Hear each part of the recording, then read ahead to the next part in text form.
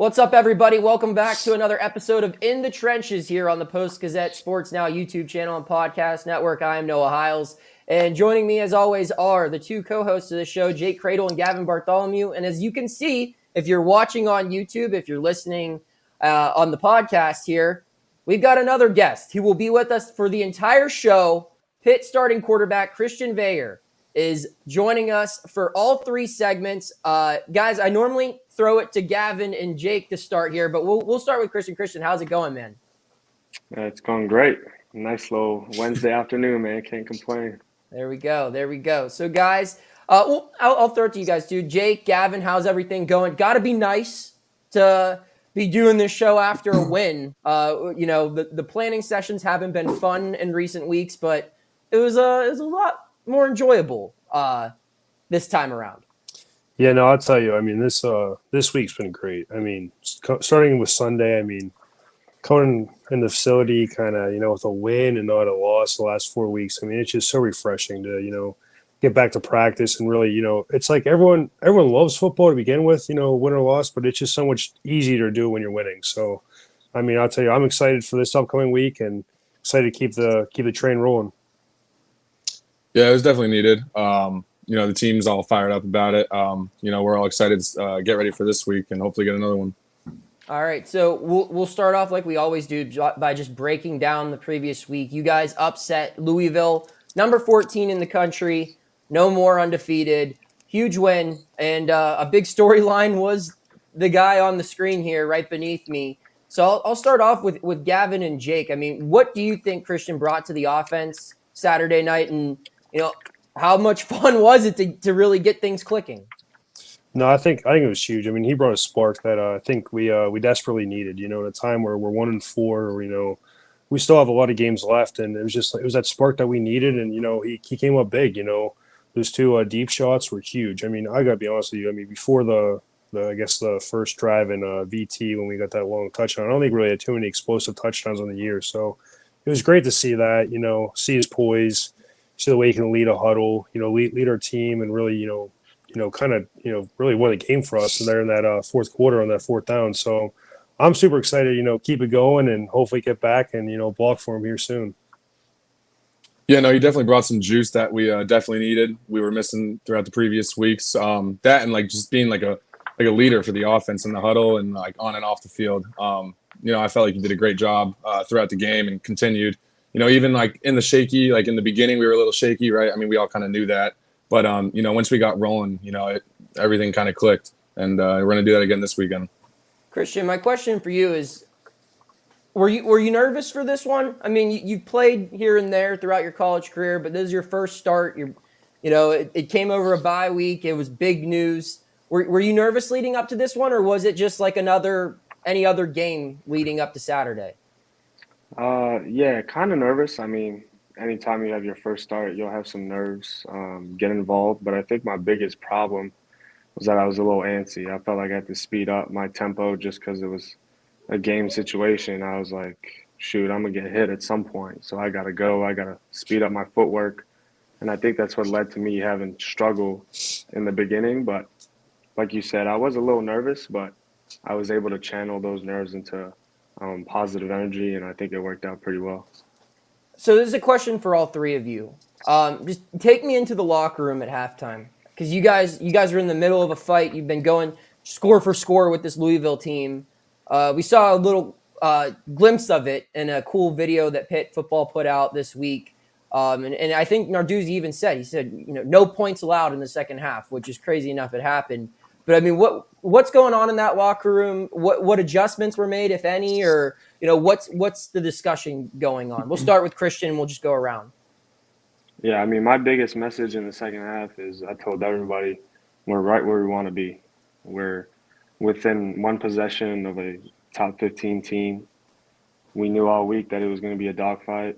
And I mean, Coach Narduzzi saying defense shut out second half, and they actually did. I think just a testament to how we got in there, and we still had all the confidence that we have, if not more, than the first quarter. Gavin? You, Gavin. You want me to go? Yeah, I wasn't in there. I mean, yeah, that's fair. just really just telling everyone like there's still another second half. Positivity was, I felt like throughout the whole locker room, no one was down. We saw everything they did. We were we just saw everything. And, those halftime adjustments that we made were crucial for that second half. And it definitely helped us. So, Jake, a different question, because, you were with me at halftime. We were talking about how there were no hot dogs available in the press box, a true travesty. But as a guy who's been here for a while, you've seen this team kind of play spoiler before. And you weren't around, obviously, in 2016 for the Clemson win or 2017 for Kenny's first start or whatever. But those were wins that I'm sure helped you make your decision on Pitt. And you've got a pretty good understanding of this culture, of this program. What allows you guys to win these types of games? To win games that no one expects you to? It happens every single year. How does that happen, Jake? I think it's just the confidence within ourselves, within our team. It starts with the coaches. They give us the confidence to go out there and compete and really, execute our jobs. And after that, it's just like we know we're as good as anyone in the country. If we just got to play and execute, we'll win any game. And that's kind of been the story of this year. Is like the first 5 games we didn't execute well at all. We go in there on Sunday, and it's like I missed a block or missed an ID or something like that, and it throws everything off. So I think we knew going into this week, look, if we just execute, do our thing, don't turn the ball over, which we didn't have. We had 2 penalties. We'll win any game we play. So I think it's the confidence within ourselves and, the belief that we're good enough. We're a top 25 team if we play like it. So that's kind of my whole 6 years here is we've known we've been that good. It's just we just got to execute, and that happened on Saturday, and it was great to see, and great to get a win like that against a good Louisville team. So after the game, a lot was discussed, but if you were on social media, if you were in the post-game presser, this thing right here became a pretty big subject of discussion. We talked about it on the show last week. Jake and Gavin helped, Pitt football fans stop hating you for a little bit. But guys, what was that, reaction like? Just seeing, because this is a program symbol that not a lot of people knew about prior to last week. So what was your reaction, all three of you, just seeing the memes on social media, seeing dudes carry it up to the podium? Christian obviously took some pictures with it after his press conference. What was the whole vase gate like on your point of view after it's all said and done now? I think it was kind of funny, honestly. It was everyone kind of took and ran with it and made it a bigger deal than what it actually is. Granted, like you said, it is one of our program pillars and kind of what we try to do everything by, on and off the field. Just get it done, whatever it is, your homework, your assignment, your execution on the field. Just find a way to get it done, find a way to win the game. And it was just great to actually get it done and kind of make it a little less serious per se, because I feel like everyone on Twitter kind of took and ran with it. But no, it's all good, and hopefully we get some more wins with Blue Vase. Gavin? Absolutely.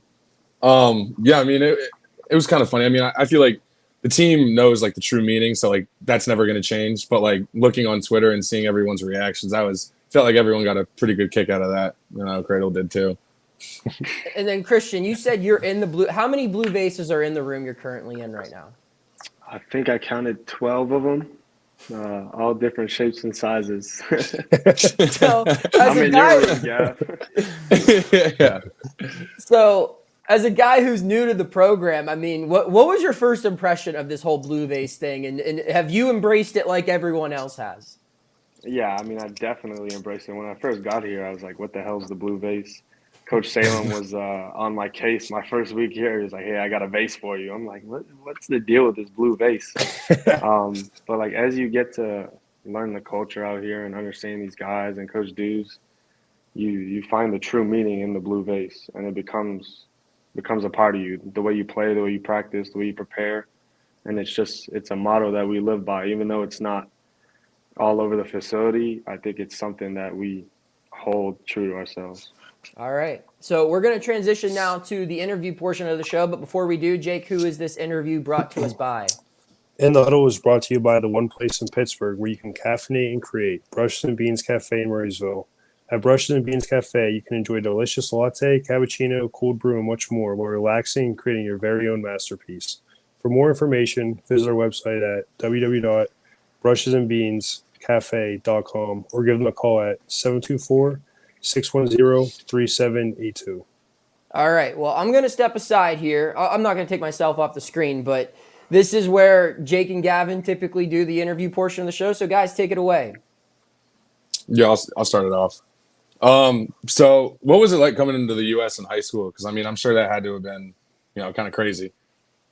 I mean, it was always something I knew I wanted to do. A lot of guys coming from Ottawa did it before me, going to schools in the DMV and really all over the country. So it was definitely a pain trying to find a school. That's a long story. We won't get into it, but it was cool. I mean, I had a great experience. I didn't board, so I lived with families. I got to know Yeah. them extremely well. I mean, I wouldn't be here without their support and what they did for me. So, like overall, I think it's one of the best things I ever did in my life was, get out of my comfort zone and get away from the family and just chase my dreams. Yeah. No, that's awesome. So now, what was it like being in a different country during the whole pandemic and all the borders getting shut down and all that? Like, how was that kind of crazy or? Yeah, I wasn't in the U.S. too long before I got bad. I remember, the news coming out that the virus is killing China and it's about to come over to the States. And I was just like, yeah, everybody got that, hey, we're going to take the week off of school. Everybody's probably like, yeah, week off, we'll be back. Next thing I know, Canada goes, hey, we're shutting the borders down on like Friday. And it's Monday. My dad calls me. He's like, yeah, buddy, I'm coming down Thursday and we're driving up. And at midnight, they shut the borders down. And I think we crossed probably at like 8 p.m., something like that. So it was really like last second, like, hey, you got to come home. And to me, I was like, why the hell am I going to come home? Like my life is down here now. Like I go home, it just ruins Yeah. everything I've done for the past 2 years. Thankfully, it worked out. The one positive I'll take from the pandemic is I got to stay with my family, like family time that I never got. You know what I mean? Time with my little Yeah. brother, time with my parents. So I'm extremely grateful for that. But looking back on it, it definitely just hurt my whole process and my whole career. But I think, it's going to work out for the best. Christian, 100%. to follow up on that, you get, because that was your senior year or your end of your junior year going into your senior year, Yeah. right? Yeah. So that's, like you said, that's like a crazy important time in the recruiting process. That's when you're getting Huge. your final offers. I think Oh, you yeah. verbally committed in April of 2020. Is that right? Yes, I did. Yeah. So was there a part of you that like worried, hey, I might never play football in America again? Because if you go a couple of years without being allowed into the country, we didn't know how long this was going to take place. Were you worried that it's like, hey, this might go on for so long that like by the time it's over, I'm going to be an afterthought? Yeah, I mean, once I realized I wasn't gonna have a senior season, that's when it really hit like shoot, this could really like mess up the next 2, 3 years of my life. Thankfully, as the year went on and I committed to Penn State, I was able to learn that yes, I'm guaranteed able to come down in January and early enroll. So that saved a lot of stress for sure. But was there a time and place where I thought, hey, like all I've ever done, all I've ever worked for is just out down the drain? Yeah, definitely. And that was extremely hard, but being with my family, it definitely helped, and we all shared the same stress and same nervousness, but we all got through it together. Nice.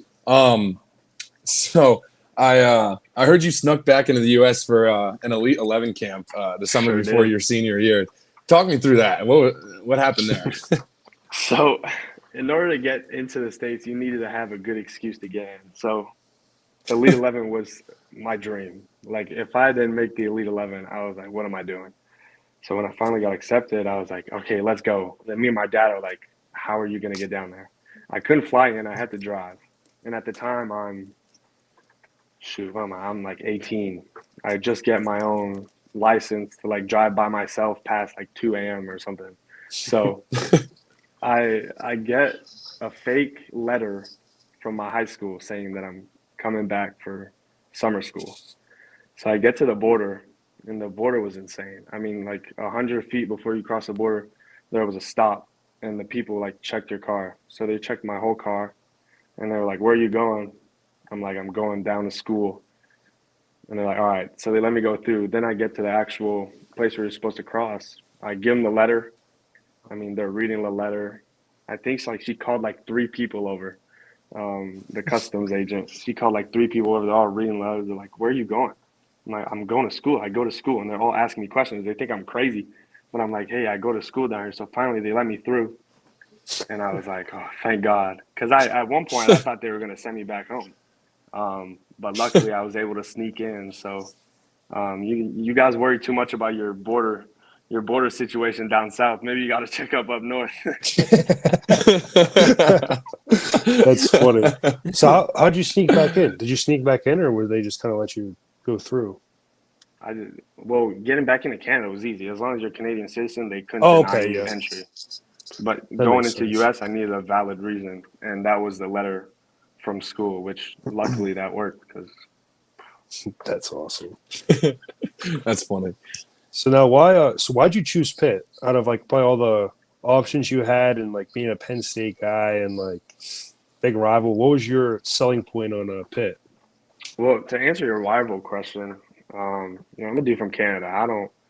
I don't pay much attention to the rivalries and all that stuff down there. So to me, like that didn't matter.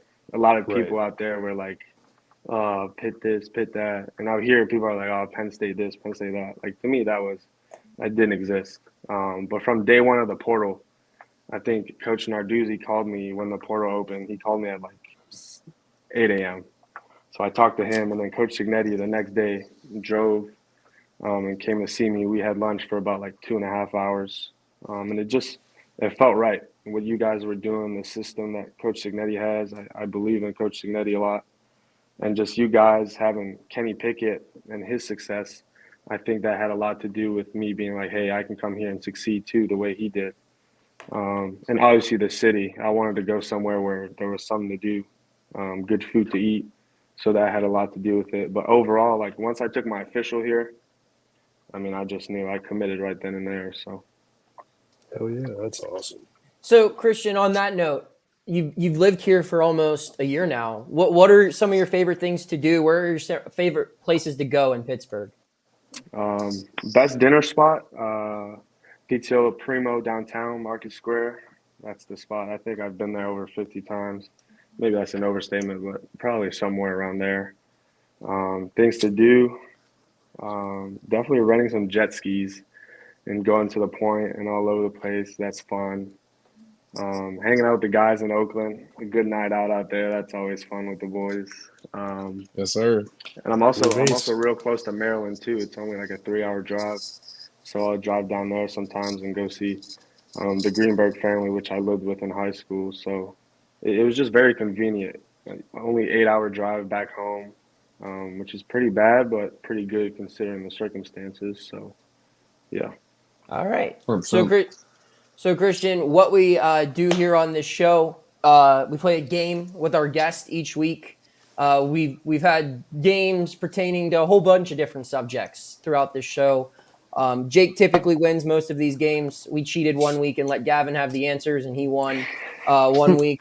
But this week we are doing Canadian trivia. We have 5 questions. A couple of these came from Reader's Digest Canada. A couple of these came from my own research. So yeah, we're gonna get right into it. There are 5 rounds. Every question is worth 10 points, and the final round is like Final Jeopardy. So you can gamble as Got it. much as you want or whatever. All right. So Jake, Gavin, you guys ready? Yep. Yep. We'll let Christian answer out loud because I'd like to assume that he has the answers to most of these. Yeah, All don't right. suck. Question number 1. Oh, I'm Canada nervous. Canada has over 2,800 of these, which is twice as many as the United States. A, hockey rinks, B, colleges, or C, national parks. So again, Canada has over 2,800 of these, which is twice as many as the United States. A, hockey rinks, B, colleges, C, national parks. I'll give you guys 5 seconds to show your answer. 4, 3, 2, 1. All right. Jake, what do you got? You said A. A. Hockey rinks. Christian, what's your answer? Yeah, I'm an A guy. That is correct. It is hockey rinks. Sir. Bang. There we go. 1 for 1. Let's go. Hot Question start. number 2. The beaver is one of Canada's national animals. Which animal is the other national animal? Is it A, the elk, B, the Canadian horse, or C, a reindeer?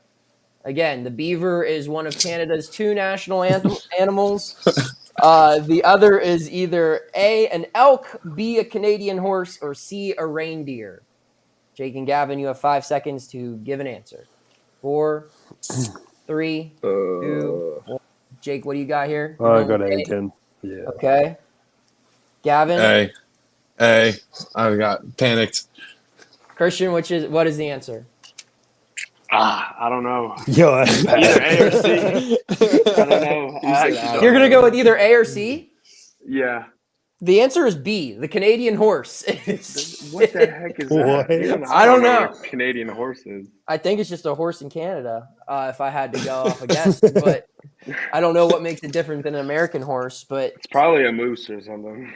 Canadian horse. Chris, have you seen like elk and stuff running around like in your backyard or whatever? No. I live way too far south for that. Oh, okay. All right. Question number 3. Who is the highest selling Canadian artist of all time? That's easy. Oh, of all time. A, Yeah, that. Drake. B, Justin Bieber. C, Celine Dion. Again, the highest selling Canadian artist of all time, Drake, Justin Bieber, or Celine Dion. All right. You guys have 5 seconds. Show your answers. I'm going with Jake, Drake. All right. You're going with Drake Drake. as well? Yeah, gotta be. I Veilleux? might have to go with What do you Celine. Honestly. He He knows. The Canadians Damn. love Celine Dion. See, you set him up there. How did I set him up? No, I'm just kidding. No, he set y'all up. I knew that. Yeah. Now. All right. Question number 4. Canadians eat over 1 billion of these a year. Is it A, hot dogs, B, donuts, or C, pancakes? How much they eat, you said? 1 billion. More than 1 billion of these a year are eaten in the country of Canada. Is it A, hot dogs, B, donuts, or C, pancakes? God. That's tough. Oh my God. Better not be A, Christian. Okay. It better not be A. Joey Chestnut's American. All right, Jake, what's your answer? B. B? All right. Gavin, what's your answer? C. Yeah, I'm going Christian? B. I'm going B. That is correct. Donuts. Oh. Come on, Gav. You never been to Tim Hortons, Gavin? Yeah. That's. I have when his I went to thing. Buffalo. Yeah, when Yeah. I went to Buffalo. Never had some Timmy's, man? All right. So, final question here. This is not multiple choice. So, you're going to have to write these down. Damn. The most popular sporting league in Canada is, of course, the NHL. There are 7 professional hockey teams in Canada, 7 NHL teams. Name the 7 NHL teams in Canada. Rather than doing a double jeopardy here, you'll get 10 points for every single team you name. So there are 7 NHL teams in Canada. Name all 7. You get 10 points for every one that you can name. Gavin, with that hair, you got to at least pretend to be a hockey guy, my friend. Come on. I'm not gonna lie, I can't tell you the last time I watched hockey. Christian, are you a big hockey guy? No, not really. No? There's 7? Yes, there are 7. Holy There's 7, and I can only think of 6 right now.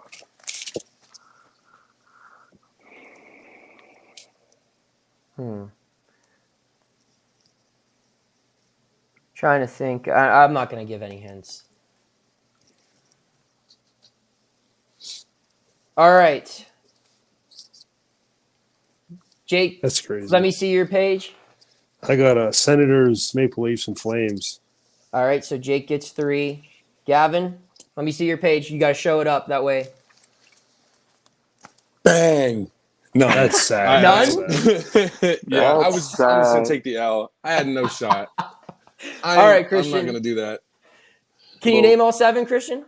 Well, first off, I don't know why none of you guys said the Canadians. Like that should be the most obvious one. The Oh, Montreal shit. Canadiens. That's true. Yes. So you got Canadians, you got Leafs, Sens, Oilers, Canucks, Flames, and then is this?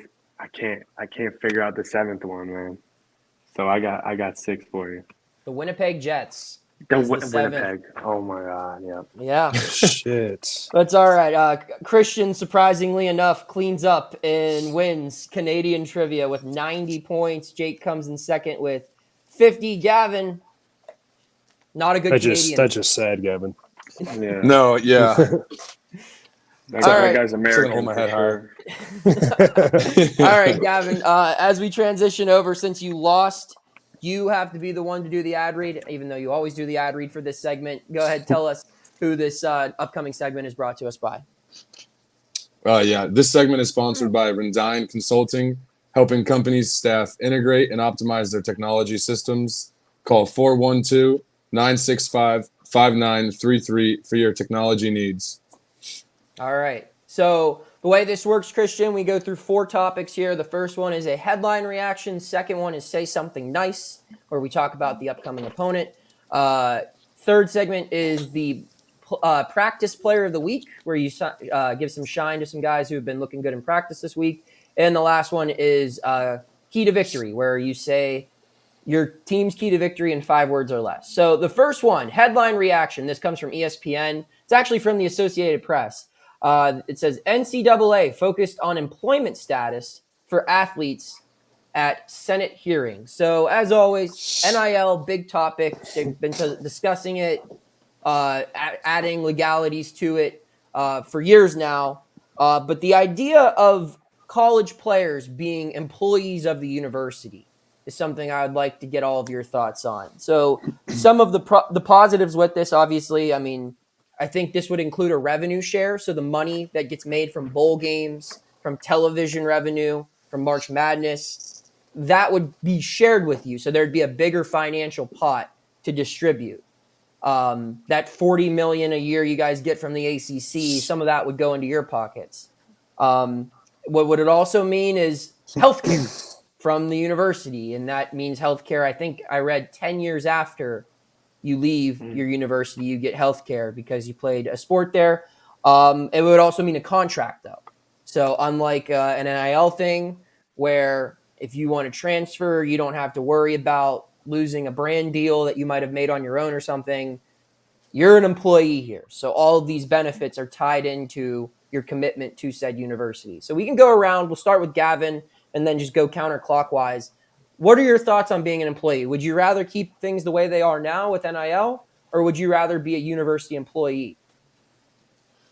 I mean, it's a good question. I really honestly don't know. I mean, I kind of like things how they are now. I don't really know what they'd look like if they were different. I kind of like content right now where I am. I feel like I'm doing pretty good.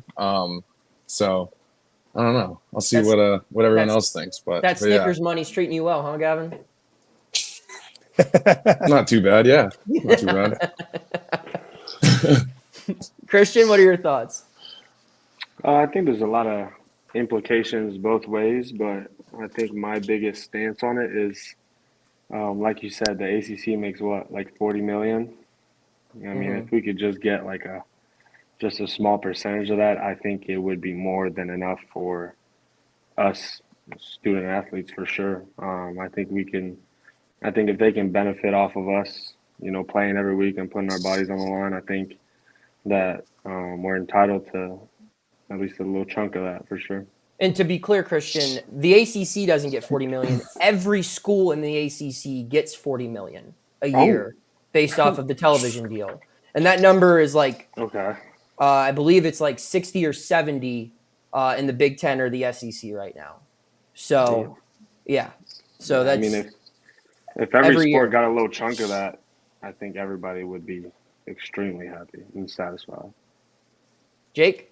Yeah, no, I agree with Christian on that. I think, yeah, I would take, if I had the choice, I would be an employee and definitely take that, what you said, healthcare for 10 years after we play. I mean, that's huge. I mean, you could, do a lot of things with that. And, I think there's more money to be made than NIL. I think, if you're getting a chunk of the 40 million, I mean, we're probably making more than we're already making right now. So I think being an employee and kind of like having a contract, and honestly, I think it should be by performance based too. I mean, this is probably a whole nother avenue, but I mean, like, I feel like you should be getting compensated for your work. If you're a starter or you score 50 touchdowns, you should get compensated for as if you're doing that. Not someone that doesn't necessarily play getting more than someone that's been out there starting making plays. That's been, I think, a big thing in NIL, which it hasn't happened in our team, but it could like be a distraction for teams, elsewhere. Like, they could be seeing guys in the background getting more money when the starter's not even getting paid, So I think having a contract and having people stick to like performance based, because at the end of the day, this is a production business. We talk about it all the time. How much production is. What, dog? So that's yeah, I kind of lost my train of thought there, but I mean, honestly, yeah, I would love to be an employee and get paid as if get paid for what I do, essentially. I guess my take on it would also be, why can't it be both? Like professional athletes are employees of their teams, but they all have brand deals. They have shoe deals. They have endorsements. They're able to, if they have a YouTube channel, they can profit off that.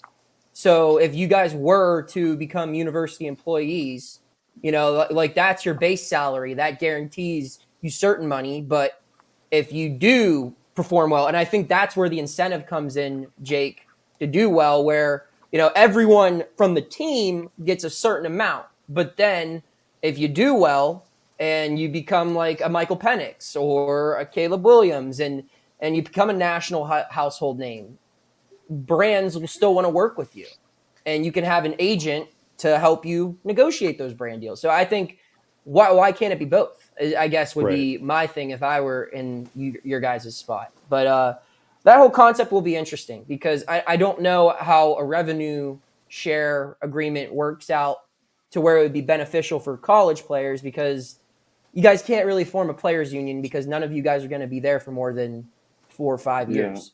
And that's something that takes a lot of time, but will certainly be interesting to see how it all unfolds, because things are not going to stay the way they are now. It's clear. It's either going to change one way or another. So we'll move forward now to say something nice.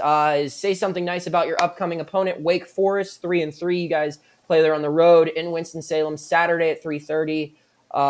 We'll go clockwise. We'll start with Jake and go around. Jake, say something nice about Wake Forest.